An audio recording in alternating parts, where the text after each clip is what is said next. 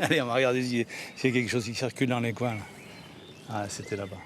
Baguette en main, Jean-François Verdier se connecte avec Dame Nature.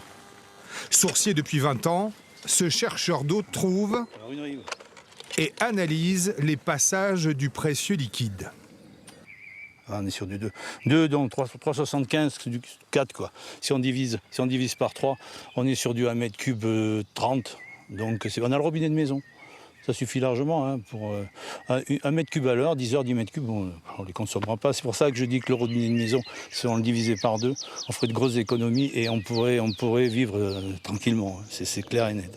Installé depuis peu en Limousin, Ayrton Dumont et sa famille ont fait appel au service d'un sourcier par soif d'autonomie.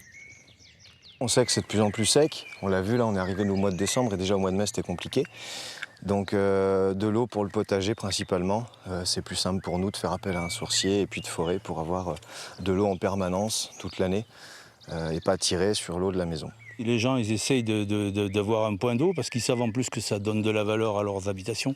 D'ici quelques années, ça sera sûrement une richesse. Une maison qui aura, bon, le robinet, ok, mais qui a un point d'eau en plus, bon, ça permet d'arroser, de faire plein de choses, quoi, d'être indépendant. On l'a fait analyser, on sait de quoi elle est composée. On la boit pas, mais dans tous les cas, ça sert, quoi. Quand on va dessus, voilà. La profondeur, ça donne quoi ? Il y en a une qui a 28-29 mètres et l'autre qui a 33-34. Donc je rajoute 5 mètres de marge d'erreur puisque le temps de réaction peut varier en fonction de la composition du sol. Donc c'est un forage à 40 mètres. Voilà. Place maintenant au forage avec une difficulté de taille, le manque de foreurs et des délais d'attente de plusieurs mois.